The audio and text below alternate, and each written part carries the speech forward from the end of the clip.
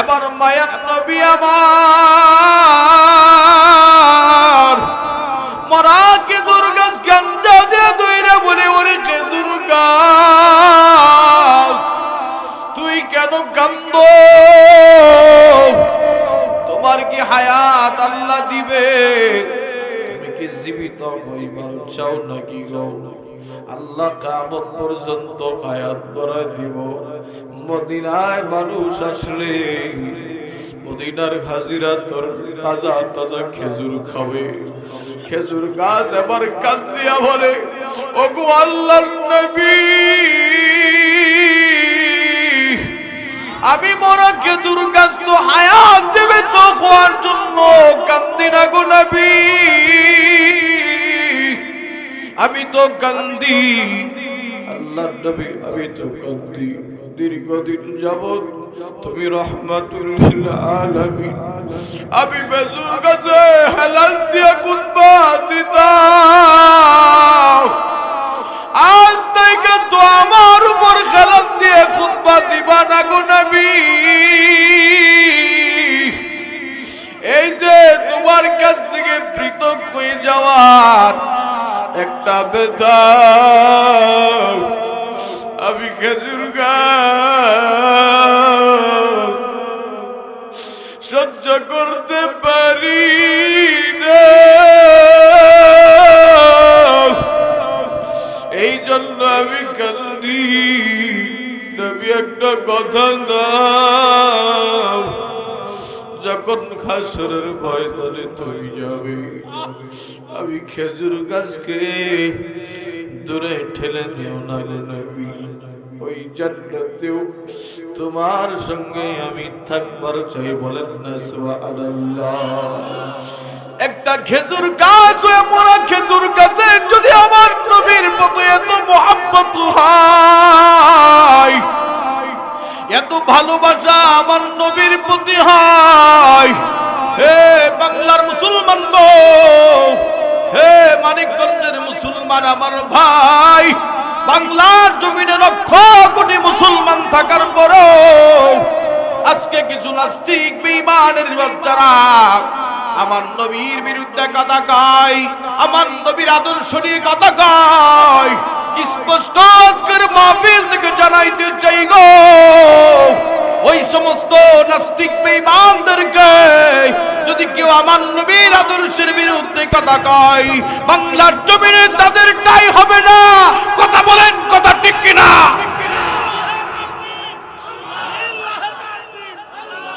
বাংলার জমিনে তাদের ঠাঁই হবে না, দরকার হয় তাদেরকে ইন্ডিয়া পাঠিয়ে দেওয়া হবে। কথা কোন ঠিক কিনা? যদি এই পৃথিবীর মধ্যে কোনো বেঈমান আমার নবীর পরে নবী দাবি করে, কাদিয়ানীরা কাফের। কথা কোন ঠিক কিনা? ডক্টর ইউনূস সাহেব কি বলতে চাই, খবরদার মসজিদে বৈশাখ বাংলার জমিনে কোন কাদিয়ানী যদি মাথা তারা দেওয়া উঠতে চায়, ওই কাদিয়ানীদেরকে বাংলার জমিনে ওদেরকে বাংলার জমিন থেকে উৎখাত করতে হবে। কথা বলেন, কথা ঠিক না বেঠিক? কাদিয়ানীদেরকে যারা কাদিয়ানীরা কাফের, বলেন কাদিয়ানীরা, বলেন কাফের, কাফের কাদিয়ানীরা কাফের। কাদিয়ানীদেরকে যারা কাফের বলবে না তারাও কাফের। কথা বলেন ঠিক না? পৃথিবীর জমিনে যেখানেই কাদিয়ানী থাকবে, আল্লাহর নবীর আশিকেরা, আমার নবীর রূহানি সন্তানেরা কাদিয়ানীদেরকে জীবন্ত কবরস্থান সূচনা করবে। কথা ঠিক না ঠিক? কাদিয়ানীদের ঠাঁই পৃথিবীর জমিনে হবে না। আওয়াজ দিয়ে বলেন কথা ঠিক কিনা? আমার মুসলমান ভাইরা, আমার নবীকে যেমন সাহাবায়ে কেরাম ভালোবাসতো, ঠিক তদ্রূপ আমার নবীও সাহাবায়ে কেরামকে তেমন ভালোবাসতো। একটু ভালো করে শুনেন। আল্লাহর নবীর একজন সাহাবী হযরত সাআদ দুনিয়া থেকে বিদায় হয়ে গেল। বিদায় হয়ে যাওয়ার পর আমার প্রিয় ভাইরা গভীর মনোযোগ দিয়ে শুনে নাও, হযরত সাদ বিদায় হয়ে যাওয়ার পর সাদকে কবর দিছে। কবর দেওয়ার পর আল্লাহু আকবার, নবীজির লাশটারে নিসাও নামাইছেন নামানোর উপর কবরের এক পাশে আমার নবী, আমার এক পাশে নবী দাঁড়ায় আছি। কিছুক্ষণ পরে যাইতে না যাইতে নবী একবার বলে সুবহানাল্লাহ, লা ইলাহা ইল্লাল্লাহু, আল্লাহু আকবার। এই শব্দ উচ্চারণ করার পর সমস্ত সাহাবায়ে কেরাম আল্লাহর পয়গম্বরের কাছে হাজির হয়ে গেল। আল্লাহর পয়গম্বরের কাছে হাজির হওয়ার পর পয়গম্বরকে ডাক দিয়ে বলে, পয়গম্বর, আপনি তো কোনোদিন কোন সাহাবীকে কবরে নামানোর পর এমন ভাবে কোনোদিন তাকবীর দেন নাই নবী। আজকে কেন কালেমার শব্দ উচ্চারণ করা হয়? এবার আল্লাহর পয়গম্বর ডাক দিয়ে বলে, সাহাবায়ে কেরাম, আমার সাথ দুনিয়া জমিন থেকে বিদায় হয়ে যাওয়ার পর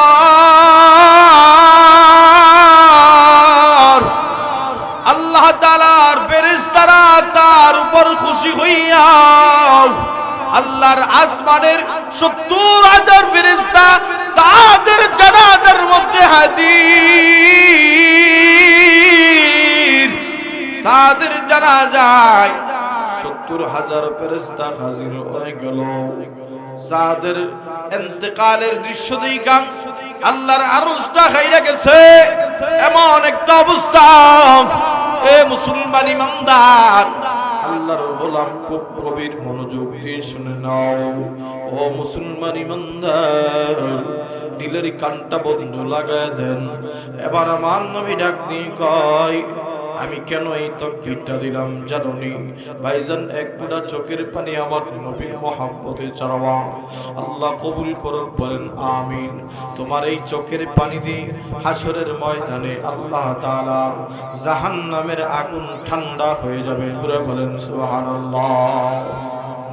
আমার মুসলমান ভাইরা, আমার আল্লাহর নবী ডাক দিয়ে কয়, সাদের লাশটাকে রাইখা যখন দাঁড়াইলাম, কবর মাটির উপর কবর দিলাম। মাটির উপর কবর দেওয়ার পর দেখি দুই পাশের মাটি নাড়াচাড়া আরম্ভ করছে। কবরটা নাড়াচাড়া আরম্ভ করে দিছি। দুই পাশের মাটি সহ কবর আমার সাদকে চাপ দিবার চাই। দুই পাশের মাটি আমার সাদকে চাপ দিবার চাই। এই দৃশ্য, করুণ দৃশ্য আল্লাহ তাআলা দেখার পর আল্লাহ তাআলা ডাক দিয়া কবরকে টিকেট করে বলে, কবর, তোর সাহস তো কম নাই রে। আমার নবী যেই লাশের জানাজা পড়াইছি, যেই সাহাবীর জানাজাতে ৭০,০০০ রহমতের ফেরেশতা জানাজায় অ্যাটেন্ড করছি, ওই সাহাবীরে তুই চাপ দিবার চাও। সাবধান কবর, আমার নবীর মহব্বতে তুমি ওই সাহাবীকে চাপ দিও না। তা আমি তাকায় দেখলাম, নবী কয়, আমি তাকায় দেখলাম কবরের নাড়াচাড়া বন্ধ হয়ে গেল। বলেন না সুবহানাল্লাহ। আমি তাকায় দেখি আবার কবরের নাড়াচাড়া বন্ধ হয়ে যাওয়ার পর, এই দৃশ্য দেখে আমি নবী খুশি হয়ে যাওয়ার পর আমি নবী তাকবীর দিলাম, সুবহানাল্লাহ। আল্লাহ তুমি বড় পবিত্র, লা ইলাহা ইল্লাল্লাহ, আল্লাহ তুমি ছাড়া আর কেউ রব নাই, আল্লাহু আকবার, তুমি সবচাইতে বড় আল্লাহ। আমার মুসলমান ভাইরা, মুফাসসিরিন ইকরাম ঘটনা বর্ণনা করতে যায় লেখে, যেই সাহাবীর জানাজার নামাজ ৭০,০০০ ফেরেশতা পড়েন, যেই সাহাবীর মৃত্যুতে আল্লাহর আরশ হিলে যায়, ওই সাহাবী কে যদি কবরে নামানোর পর কবর যদি চাপ দিবার চাই রে বন্ধু, তাহলে তুমি আর আমি আব্দুল করিম আর আব্দুল বাজেদের কবর অবস্থা কেমন হবে? তুমি আর আমি তো কত নামাজ ছেড়ে দিলাম, তুমি আর আমি তো কত অন্যায় অপরাধ করছি, কথা কয় না ঠিক না ঠিক? তোমার আমার কবরের অবস্থা কেমন হবে বাবা? এই জন্য সাবধান, কমপ্লিট ঈমান নিয়ে বাবা কবরে যাইবা, কমপ্লিট ঈমান গ্রহণ করে কবরে যাইবা, অন্যথায় কিন্তু কবর তোমার আমার সঙ্গে ভালো আচরণ করবে না। কথা কোন ঠিক কিনা? কাফন আমার আপন, বলেন না, কাফন আমার আপন, কবর আমার গাটি, ওই কবরে যেতে হবে, থাকবে না কেউ সাথী। ঠিক কিনা?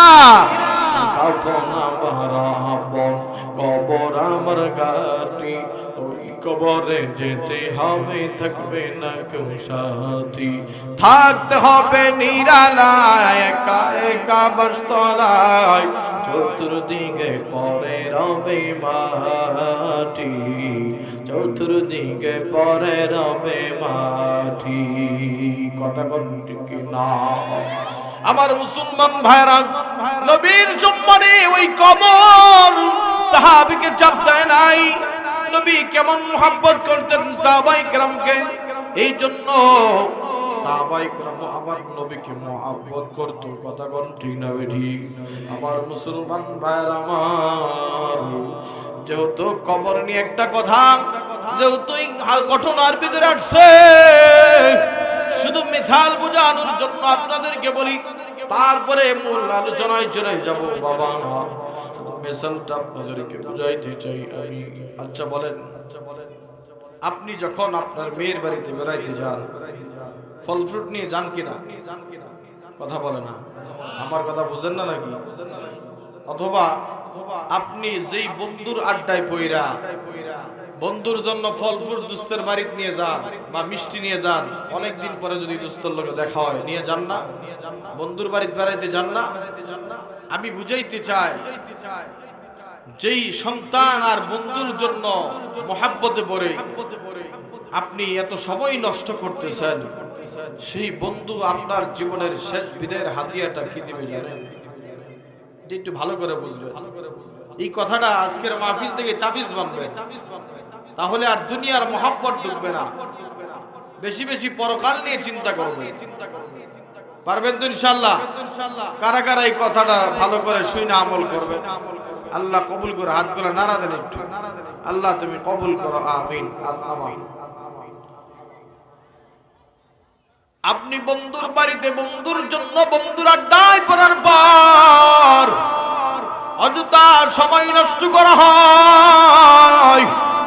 ও মুসলমান ইমানদার, ওই বন্ধু তোমার জীবনের শেষ বিদায়ের হাদিয়া কি দিব জানো?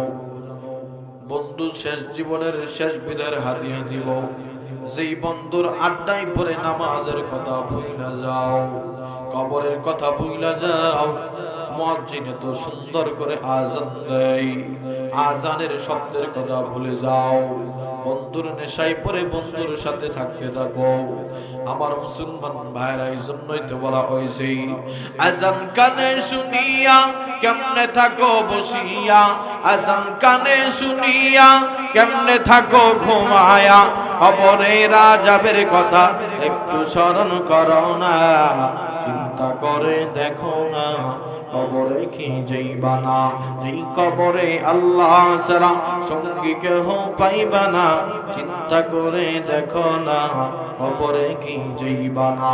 মওতু কাসিন কুল্লু নাসিন শারে ভুল, কবর বাইতিন কুল্লু নাসিন দাখিলুন। এ মুসলমান ইমানদার মানিকগঞ্জের আল্লাহর গোলাম, খুব ভালো করে শুনো আমার মুসলমান ভাইরা, ওই বন্ধু জীবনের শেষ বিদায়ের হাদিয়া কি দিব মনে আসেনি? খুব ভালোভাবে শুনেন, ভালোভাবে বুঝবেন, মৃত্যুর মুরাকাবা নিয়ে বুঝবেন, চোখ দুইটা বন্ধ করে শুনবেন। আমার মুসলমান ভাইরা, আপনার মৃত্যুর খবর শোনার পর মসজিদের মিনার থেকে যখন মৃত্যুর আগান হয়ে যাবে, আপনার বন্ধু আপনার বাড়িতে হাজির, আপনার প্রিয় মানুষগুলো আপনার বাড়ির মধ্যে হাজির। হাজির হয়ে যাওয়ার পর মাত্র 3 কানা কাপড় দিয়া প্যাকেট বানায়া আপনারা যেদিন ওই কবরের মধ্যে নিয়ে যাবে বন্ধু। ওই কবরটা কি ঘর জানো? কবর দুনিয়ার মানুষদেরকে ডাক দিয়ে বলে, আনা বাইতুল ওয়াহদা, আনা বাইতুত তুরাব,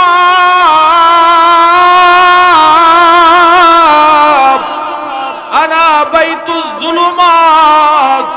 হে দুনিয়ার মানুষ গো, আমি কবর হইলাম একাকিত্বের ঘর, আমি কবর হইলাম একটা মাটির ঘর, আমি কবর হইলাম একটা অন্ধকার ঘর। এই জন্য সাবধান, কমপ্লিট ঈমান নিয়ে কবরে আসবা। ওই যে আপনার তিনখানা কাপড় দিয়া প্যাকেট বানাইয়া আপনার যখন কবরে রাখবে, আপনার বদ্ধ জীবনের শেষ হাদিয়াটা কি দিব ভালো করে শোনো। এই আয়াত পড়বে তারা, মিনহা খলাকনাকুম ওয়া ফিহা নুঈদুকুম ওয়া মিনহা নুখরিজুকুম তারাতান উখরা।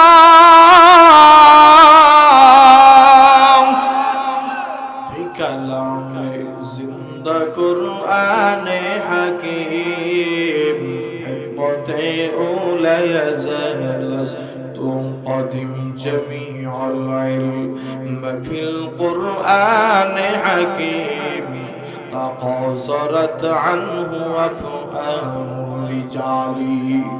আপনার বন্ধু আয়াত কারিমা তেলাওয়াত করার পর এরপরে মিনহা খলাকনাকুম বলে এই আয়াত পুরোটা পড়া তিন টুকরা মাটি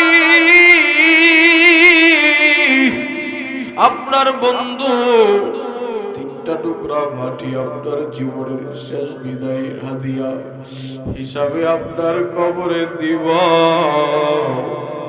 আপনার কবরে ধরবে আমার ভাই। বলো তোমার আমার বন্ধু শেষ বিদায়ের হাদিয়া কয় টুকরা মাটি দিবে? এই ভাই জুড়ে বলো না, কয় টুকরা মাটি? হ্যাঁ যুবক পারা ভালো করে কও, কয় টুকরা মাটি দিব? তিনটা টুকরা মাটি তোমার সন্তান দিব, দিয়া বাড়ির দিকে তোমার বাবা তখন কান্না করে বলবে, আব্বু আমারে নায়িকা কই যাও, আমি এই একাকিত্বের ঘরে কেমনে থাকব? তোমার ভাই তোমার বন্ধু ডাক দিয়ে বলবো, দোস্ত কত রাত তুই বন্ধু কাটাইলাম রে, আজকে তুই আবার একা রাইকা কই যা। এমন একটা ঘর যেই ঘরে কোনো বাতি নাই, খাবার নাই, যেই ঘরে কোনো সাথী নাই রে,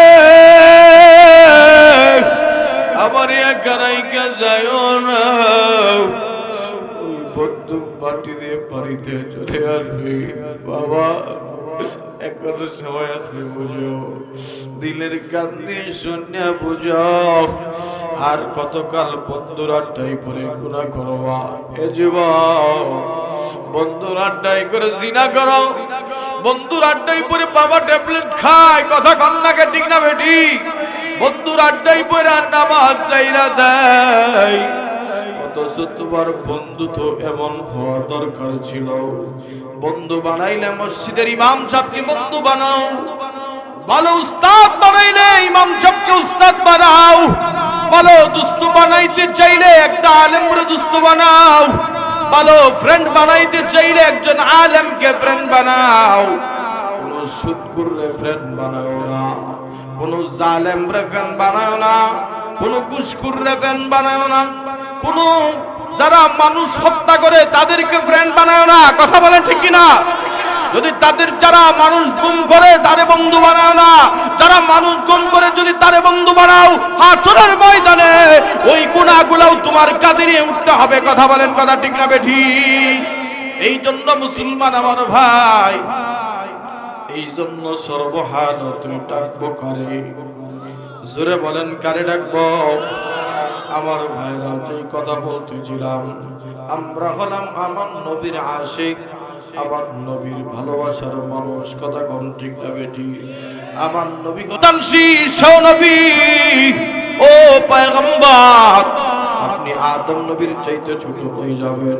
ইব্রাহিম খলিলুল্লাহ নিজেও নবী, সন্তান ইসমাইল নবী, কথা কোন ঠিক না বেটি? আপনি ইব্রাহিম পয়গম্বরের চাইতে ছোট হয়ে যাবেন। আমার মুসলমান ভাইরা, একটু বলে মারা বলে মাঝে মাঝে ঘুমে যা। আমার মুসলমান প্রিয় বন্ধুগণ, এই জন্য আমার ভাইরা আল্লাহ তাআলা সান্ত্বনা দিয়া পয়গম্বরকে বোঝায়, পয়গম্বর গো আমি আল্লাহ এই জন্য আপনার সন্তান নিয়ে নিলাম।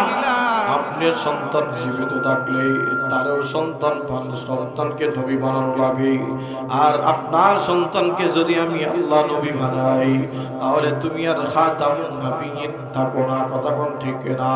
কারণ আমি আল্লাহ তো তোমাকে খাতামুন নবিয়্যিন বানাইছি, তোমার পরে আর কোন নবী থাকবে না। ইমামুল আউয়ালিন ওয়াল আখিরিন মুরসাদকা রাহমাতান লিল আলামিন, শুধু হজুদার রহমতাল লিল আলামিন, মসজিদে উসদ হামারো ইয়া জমিন, কৌনাইন মুখতার खुदा तुमको बनाया, कौनाइन का मुख्तार खुदा तुमको बनाया, उम्मत को निगाह बन के खुदा तुमको बनाया, उम्मत का निगाह बन के खुदा तुमको बनाया।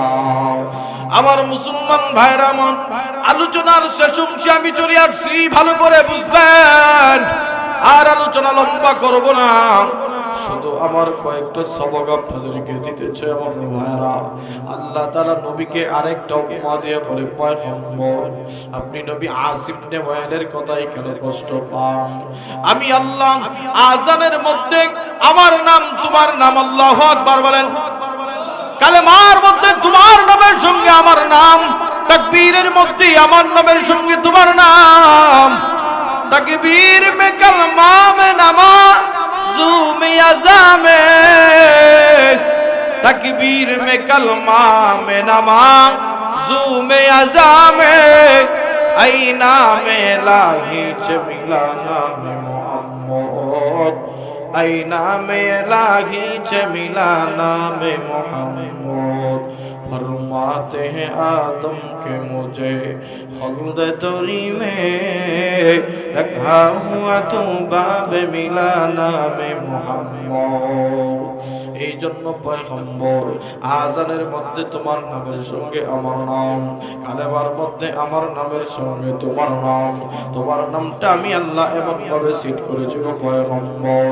বাংলার জমিনে যখন আসরের আযান শেষ হয়, আযানের মধ্যে তোমার নাম আমার নামের আযান শেষ হওয়া মাত্র ইন্ডিয়ার জমিনে আরম্ভ হয়। ইন্ডিয়ার জমিনে যখন শেষ হয় পয়গম্বর, ওই টাইমে আবার শুরু হয়ে যায় পয়গম্বর পাকিস্তানের জমিনে তোমার আমার নামের আযান শুরু হয়। পাকিস্তানের জমিনে আযান শেষ হওয়া মাত্রই আফগানের জমিনে আরম্ভ হয়, আফগানের জমিনে শেষ হওয়া মাত্র আমেরিকার জমিনে শেষ শুরু হয়, আমেরিকার জমিনে শেষ হওয়া মাত্র রাশিয়ার জমিনে শুরু হয়, কথা কোন ঠিক না? আমি আল্লাহ সূর্যকে এমন ভাবে ফিট করছি, স্যাটেলাইটের মতো ফিট করছি, 24 ঘন্টা সূর্য ঘুরবে, আর তোমার আর আমার নামের এলান তাম পৃথিবীর আসমানের মধ্যে ঘুরতে থাকবে। জোরে বলেন সুবহানাল্লাহ। এই জন্য নবী আপনি কষ্ট নিয়েন না, যারা আপনার নাম মুছে ফেলতে চায় তাদের নাম মুছে যাবে, কিন্তু আপনি নবীর নাম থেকেই যাবে। সুবহানাল্লাহ।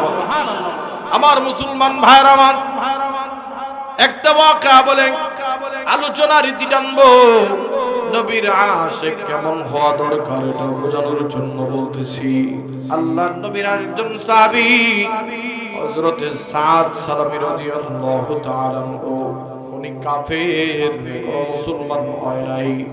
নবীজির কাছে আয়েশা বলতেছি, ইয়া রাসূলুল্লাহ, মক্কা মদিনার কোন মেয়ে তো আমার কাছে বিয়ে বসতে চায় না। কেন? কারণ আমি কালো বিদায় কেউ বিবাহ বসতে চায় না। নবী, সুন্দর হওয়ার কি কোনো ওষুধ আছে? আল্লাহর নবী বলে, ও দেখেন নবীর প্রতি কত টান, আর আমাদের টান কেমন। ভালোবাসার বহির প্রকাশ ঘটাতে হবে না? যুবকেরা, এই যে আর্জেন্টিনার গেঞ্জি পরে এখনো বই আছে, দেখেন ও আর্জেন্টিনাকে ভালোবাসার বহির প্রকাশ বোঝানোর জন্য যুবকেরা আর্জেন্টিনাকে ভালোবাসে, এটার বহির প্রকাশ বোঝানোর জন্য আর্জেন্টিনার গেঞ্জি পরে, কথা কয় না কেন? মেসিকে ভালোবাসার বহির প্রকাশের জন্য তারা মেসির মতো চুল কাটে, কথা কয় না। মেসির 10 নম্বর গেঞ্জি পরে বোঝায় আমি মেসির ভক্ত, আয় কথা কথা। কিন্তু জুব্বা পয়রা বোঝায় না, পাঞ্জাবি পরে বোঝায় না, দাড়ি রাইখা বোঝায় না আমি আমার নবীর আশিক। আউলিয়ারা কার হুকমা ইখতিয়ার, জাহেলারা কার দুনিয়া ইখতিয়ার। আশিকারা মিল্লাত ও মযহব জুদা, আশিকারা মিল্লাত ও মযহব খুদা। এই জন্য আমার ভাইরা বলেন, আমরা ভালোবাসবো আমার নবীকে, বলেন কাকে? জোরে বলেন কাকে? আমার নবী যদি কোন সুন্দর মানুষকে ভালোবাসতে হয়, আমার নবীকে বাসবো। যদি আমরা কোন রাষ্ট্রপ্রধানকে ভালোবাসতে হয়, আমার নবীকে বাসবো। যদি কেউ আদর্শবান নানা হতে চাও, আমার নবীকে ফলো করো, আদর্শবান নানা হতে পারবা। যদি কোন মুসলমান আদর্শবান শ্বশুর হইতে যাও, শ্বশুর মুহাম্মদুর রাসূলুল্লাহকে ভালোবাসবা, কথা কোন ঠিক না বেটি? কারণ নবীজি শ্বশুর হইয়া আলীর সঙ্গে কি আচরণ করেছে, ওই নবী মুহাম্মদুর রাসূলুল্লাহকে ফলো করলেই চলবে, কথা কোন ঠিক না? যাই হোক আমার ভাইরা, আলোচনা অনেক লম্বা হয়ে যাবে, দূরের সফর আবার ঢাকার দিকে ফিরতে হবে। এই জন্য যেহেতু আপনাদের মসজিদ নিয়ে আমি 1-2টা কথা বলতে চাই, কথা কোন থেকে ঠিক না?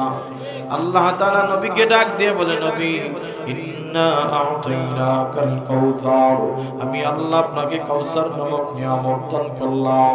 ফাসাল্লি লিরাব্বিকা ওয়ানহার, আপনি নবী এই আনন্দে এই খুশিতে নামাজ পড়েন এবং আমি আল্লাহর রাস্তায় কুরবানি করুন। ইন্না শানিআকা হুয়াল আবতার, পয়গম্বর ও রাহমাতাল লিল আলামিন আসিফ ইবনে ওয়াইল সহ যারা বলে আপনি নবী নিবংশ হয়ে যাবেন, আপনি নবী মরে যাওয়ার পর আপনার বংশ ঠিক থাকবে না, আপনি তাদেরকে বলুন ইন্না শানিআকা হুয়াল আবতার, নিশ্চয়ই আপনার শত্রুদের নাম নিশানা কিছুই পৃথিবীর জমিনে থাকবে না। জোরে বলেন সুবহানাল্লাহ। আমার মুসলমান ভাইরা, এই ছিল সূরা কাউসারের সংক্ষিপ্ত কথা।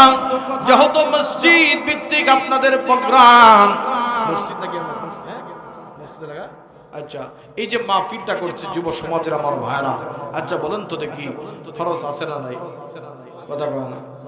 হ্যাঁ, এই জন্য এমন একটি প্রোগ্রাম প্রতি বছর হোক। কারা কারা চান? 2টা হাত আল্লাহকে দেখা। আল্লাহ তুমি কবুল করো, বলেন আমিন। আল্লাহ তুমি মঞ্জুর করো, বলেন আমিন।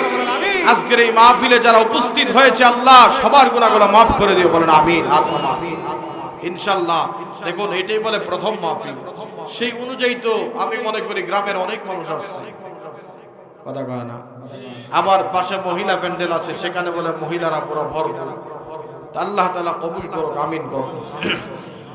আবার মুসলমান ভাইরা যারা আল্লাহর জন্য দান করেন, আল্লাহর রাস্তায় যারা দান সদকার আমল করে, আল্লাহর হাবিব বিশ্বনবী রাহমাতুল লিল আলামিন বলে দেয়, যেই মানুষগুলো আল্লাহকে খুশি করার জন্য আল্লাহর রাস্তায় দান করা হয়, আল্লাহ তাআলা ডাক দিয়ে বলে তাদের বিপদ আপদ আমি আল্লাহ দূর করে দেই, বলেন সুবহানাল্লাহ। আল্লাহ নবী বলে দিলেন, قال النبي صلى الله عليه وسلم الصدقة ترد البلاء وتزيد في الأمور। পয়গম্বর জানায়, যদি কোনো মানুষ দান করে, সাদাকা করে, দানের আমল করে। আচ্ছা দেখেন, কোন কিতাবে আছে যে নামাজ পড়লে আল্লাহ হায়াত বাড়ায় দিব? আছে? কথা বলেন না কেন? হজ করলে আল্লাহ হায়াত বাড়ায় দিব? আছে? কোন আলেম দেখাইতে পারবে না। বা বেশি কোরআন তেলাওয়াত করলে আল্লাহ হায়াত বাড়ায় দিবে, এটাও না। কিন্তু এমন একটা জিনিস আমল শিখাবো, যেই আমল করলে আল্লাহ তাআলা মানুষের হায়াত বাড়ায় দেয়। সুবহানাল্লাহ। কারা কারা এই আমলটা করতে রাজি? দুইটা হাত আল্লাহকে দেখান, আল্লাহ কবুল করো, বলেন আমিন।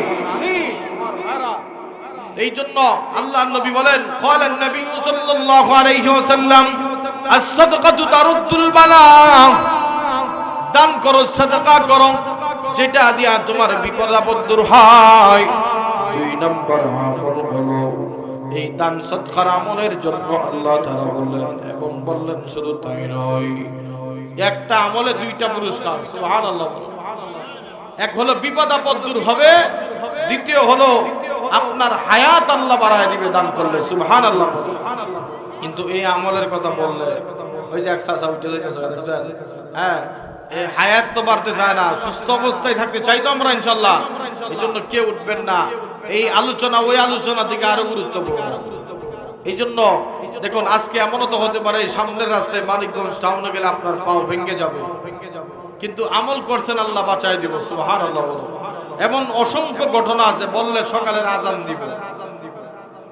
আমার মুসলমান ভাইরা, আল্লাহ তাআলা পৃথিবী সৃষ্টি করার পর এই পৃথিবীটা শুধু নাড়াচাড়া করে দানের কত পাওয়ার আমি সেটা বোঝাইতে চাইতেছি। আল্লাহ পৃথিবী সৃষ্টি করার পর এই পৃথিবী নাড়াচাড়া আরম্ভ করে আল্লাহ পাহাড় তৈরি করলো। আল্লাহ তাআলা পাহাড় সৃষ্টি করার পর এই পৃথিবীর নাড়াচাড়া আরম্ভ হয়ে যায়। এই পৃথিবীর নাড়াচাড়া বন্ধ হয়ে যায়। দুই দল ফেরেশতার মধ্যে একদল আল্লাহকে ডাক দিয়া বলে, আল্লাহ, এই পৃথিবীর মধ্যে কি সব চাইতে শক্তিশালী পাহাড়? আল্লাহ বলে, না না, এই পাহাড়ের চাইতে শক্তিশালী হলো লোহা, এই লোহার চাইতে শক্তিশালী হলো আল্লাহ বলে আগুন, আগুনের চাইতেও শক্তিশালী আল্লাহ কয় পানি, পানির চাইতে শক্তিশালী আল্লাহ বলে বাতাস। কারণ আকাশের মেঘমালাকে দেখবেন বাতাসে উড়ায় নিয়ে যায়। কথা কোন কথা ঠিক কিনা? ফেরেশতারা বলে, আল্লাহ, তার মানে কি বাতাস সবচেয়ে শক্তিশালী? আল্লাহ কয়, না না, এমন একটা জিনিস সব চাইতে শক্তিশালী, সেটা হলো এমন একটা দান, ডান হাতে দান করেছে বাম হাত জানেও না, ওই দানটা আমি আল্লাহর কাছে সব চাইতে বড় শক্তিশালী। বলেন সুবহানাল্লাহ। এই জন্য আল্লাহর নবী ডাক দেয়, আয়েশা, মৃতদের জন্য একটা খেজুর ফলে দান করো, যদি না তা পারো এক টুক পানি হলেও তাদের জন্য দান করো, কারণ তাদের কবরে আযাব আল্লাহ মাফ করে দেয়। এই দানের মধ্যে আল্লাহ মাফ করে দেয়। আসরের ময়দানে আল্লাহ তাআলা 7 শ্রেণীর মানুষকে আল্লাহর আরশের নিচে জায়গা দিব। যেদিন সূর্য এক হাত মাথার উপরে আসবে, ওই দিন কারা কারা আল্লাহর আরশের নিচে ছায়া পেতে চান? দুইটা হাত দেখাও। সবাই চান ইনশাআল্লাহ? তো এটার প্রমাণ করতে হবে, দেখবো ইনশাআল্লাহ। 7 শ্রেণীর ভিতরে এক শ্রেণী হলো, আল্লাহর নবী নিজে বলে, হাত্তা লা তা'লাম শিমালুহু মা ইয়ানফিক ইয়ামিনিহি। ওই সকল মানুষ, বুখারীর হাদিস, 7 শ্রেণীর মানুষ, তার মধ্যে এক শ্রেণী হলো যারা ডান হাতে দান করেছে, হাত্তা লা তা'লাম শিমালুহু, বাম হাত জানে না, মা ইয়ানফিক ইয়ামিনিহি, এই ডান হাত দ্বারা আল্লাহর রাস্তায় কত দান করেছে। আল্লাহ ডাক দেয়, আমি আল্লাহ হাসরের ময়দানে ওই দানকারীকে আমার আরশের নিচে ছায়া প্রদান করব। জোরে বলেন সুবহানাল্লাহ। আমার মুসলমান ভাইরা, একটা মানুষের উপর শয়তান প্রত্যেকদিন 74টা চক্রান্ত করেন। এই চক্রান্তকে নিঃসাত করার জন্য আল্লাহু আকবার, যদি কোনো মানুষ দান করে, এই 74টা চক্রান্ত বিস্বাদ হয়ে যায়, নষ্ট হয়ে যায়। এই জন্য কারা কারা আছো ওলামায়ে কেরাম, তোমাদের জন্য দোয়া করবে। হুজুর, আমার মা নাই, হুজুর, আমার বাবা নাই, বিপদের শেষ নাই, সন্তান কথা শুনো না হুজুর, আজকে আমি এই মাহফিলে দান করতে চাই, ওলামায়ে কেরামের কথা শুনে দান করতে চাই, আল্লাহর আরশের নিচে চায় পাইতে চাই। চাই। কারা কারা আছো? 10টা মানুষ আমি কেবলমাত্র চাইব, 10 জন মানুষ। 1 নম্বরে কে দিবেন 5,000 টাকা আল্লাহকে রাজি খুশি করার জন্য? নারে তাকবীর বলে বলবেন। আল্লাহ তাআলা 10 জন আশারায়ে মুবাশশারা সাহাবীর সাথে আসর নজর হবে। প্রথম নাম্বার হলো হযরতে আবু বকর। হযরতে আবু বকরের সাথে আসর নজর হবে। প্রথম নম্বরে কে আছেন? 5,000 টাকা দিবেন মাত্র মাহফিলের মধ্যে ইনশাআল্লাহ। কে আছেন বলেন? 5,000 টাকা দিবেন। কত টাকা? কে আছেন একটু দ্রুত বলেন। কি হাত উঠাইছে নাকি? হ্যাঁ, যাওয়ার আমি খরচ পড়া খিচুড়ি পাবি না কিন্তু। হ্যাঁ, কে আছেন বলেন, একটু দ্রুত বলেন। 5,000 টাকা দিবেন, একটু মেহেরবানি করে চালু চালু বলেন। কারণ এই দুনিয়ার মধ্যে যা কিছু দেখা যায়, আল্লাহর নবী বলে 3টা জিনিস মাত্র তোমার। 1 নাম্বার হলো তোমার আমার নেক আমল হলো তোমার আমার। 2য় নাম্বার তুমি আর আমি যা খাইলাম সেগুলো তোমার। 3 নাম্বার হলো তুমি আর আমি যেই কাপড়ের কাপড় নিয়ে কবর গেলাম সেইটাই কেবলমাত্র তোমার আর আমার, এছাড়া আর কোনো কিছু তোমার আমার নয়। এই জন্য আমার ভাইরা কে আছেন হুজুর, আমার হাসুন নাচুন হযরতে আবু বকরের সঙ্গে হবে। আমি 5,000 টাকা মাহফিলে দান করতে চাই। কত টাকা, কত পয়সা, কত দিকে খরচ করি। নদীর পার ভাঙে পার করে, এই তো নদীর খেলা। সকাল বেলার ধনী হলে তুই, ফকির সন্ধ্যা বেলা। কে আছেন বলেন? মানিকগঞ্জের মানুষ কেমন আল্লাহ প্রেমিক দেখি। 5,000 টাকা দেওয়ার মতো কেউ নাই মা বাবার নামে। ওই মা বাবা কত সম্পদ তোমার আমার জন্য রেখে গেছে। আল্লাহু আকবার। আচ্ছা যাই হোক, 5,000 ইনশাল্লাহ একটা পাবো। হ্যাঁ, আশা করি ইনশাল্লাহ। 2,000 টাকা করে 10টা মানুষ চাই। 2,000 টাকা দেওয়ার মতো কে আছেন বলেন? প্রথম নম্বরে হযরত আবু বকরের সাথে আল্লাহ হাসর নজর করবে ইনশাআল্লাহ। 2,000 টাকা কে আছেন দিবেন? একটু দ্রুত বলেন, বলেন একটু দ্রুত বলেন। হ্যাঁ, কে? হ্যাঁ, মা বোনদের মধ্যে যদি কেউ থাকেন, আল্লাহ দেখি কারে কবুল করে। আল্লাহ তাআলা যাকে কবুল করবে তার নামটাই উঠবে ইনশাআল্লাহ। কে আছেন একটু মেহেরবানি করে বলেন। মাত্র 2,000 টাকাই মাহফিলে, হ্যাঁ, আল্লাহকে খুশি করার জন্য 2,000 টাকা দিবেন। আল্লাহ বিপদ আপদ দূর করবে ইনশাআল্লাহ। হ্যাঁ, একটা ওয়াকিয়া বলি, ভালো করে শুনবেন। একজন আশরাফ আলী থানভী রাহমাতুল্লাহ আলাইহি কবরের পার দিয়ে হাইটা যায়। আশরাফ আলী থানভী রাহমাতুল্লাহ আলাইহি কবরের পাশে হাইটা যাওয়ার পরে কবরের কথা মনে পড়া ঘুমাইছি। এবার স্বপ্নে দেখি কবরের মধ্যে জাহান্নামের আগুন দাও দাও করে জ্বলতেছে। এবার আল্লাহর ওলির সাথে ওই লোকের মোলাকাত হলো। বলে তোমার পরিচয় কি? লোকটা ডাক দিয়ে বলে হুজুর, আমার অমন একটা সন্তান আছে, আমার অমন একটা মেয়ে আছে, যাই বলবা আমার মেয়েটা যেন আমি বাবার জন্য কিছু দান করে আমার কবরের জাহান্নামের আগুন জ্বলতেছে। এবার আমার মুসলমান ভাইরা এই তত্ত্ব শুইনা সবলি থানবী ওই গ্রামে আসছি। গ্রামে আসার পর এলাকার মানুষদেরকে জিজ্ঞাসা করা হয়, অমুক লোকের মেয়ে, তার পরিচয় জানতে চাই। আসলে মেয়েটা ছিল জেনাকার। লোকেরা বলে হুজুর আপনি ওই মাইয়ারে খুঁজেন কে? কারণ এলাকায় সবচেয়ে খারাপ মাইয়ারে যদি এলাকার হুজুরে খুঁজে আসবো কিনা মানুষ, কথা কয় না। হুজুরে কোন কাজে খুঁজে এটা তো আর বুঝবো না, দিছে কেউ, তাই না? আচ্ছা যাই হোক, তো যেই ওয়াকিয়াটা বলতেছিলাম, আশরাফ আলী থানভী রাহমাতুল্লাহকে বলল এই মেয়েটা তো অমুক নদীর পারে গোসল করতেছে। আল্লাহর ওলি যাইয়া ঠিকই পাইলেন, বললেন যে তোমরা কিছু, তোমার আব্বা কবরের ভিতরে জাহান্নামের আগুনে জ্বলতেছে, যদি পারো তোমার আব্বার জন্য কিছু দান করো। তো মেয়েটা বলতেছে মোল্লা আইছে আমার কাছ থেকে ধর্মের কথা কইতে, এই বইলা টিটকারি কইরা কিছু পানি নদী থেকে নিয়ে হুজুরের শরীরে মারছে। নাউজুবিল্লাহ। হুজুর কষ্ট পায়া কান্না করতে করতে চলে আসছে। রাত্রে আইসা ঘুমাইছে, ঘুমের ঘরে স্বপ্ন দেখে ওই মেয়ে ওই কবরের লোকের সাথে স্বপ্নে দেখা হয়ে গেছে। জুড়ে বলেন আল্লাহু আকবার। স্বপ্নের মোলাকাত হয়ে যাওয়ার পরে ওই লোকের চেহারাটা হাস্যোজ্জ্বল দেখা যায়। ওই লোকে বলে, হুজুর আজকে আপনার জন্য আল্লাহ তাআলা আমার কবরে আযাব মাফ করছে। সুবহানাল্লাহ। আশরাফ আলী থানভী বলে, আমি কি করলাম? তোমার মেয়ে তো দান করলো না।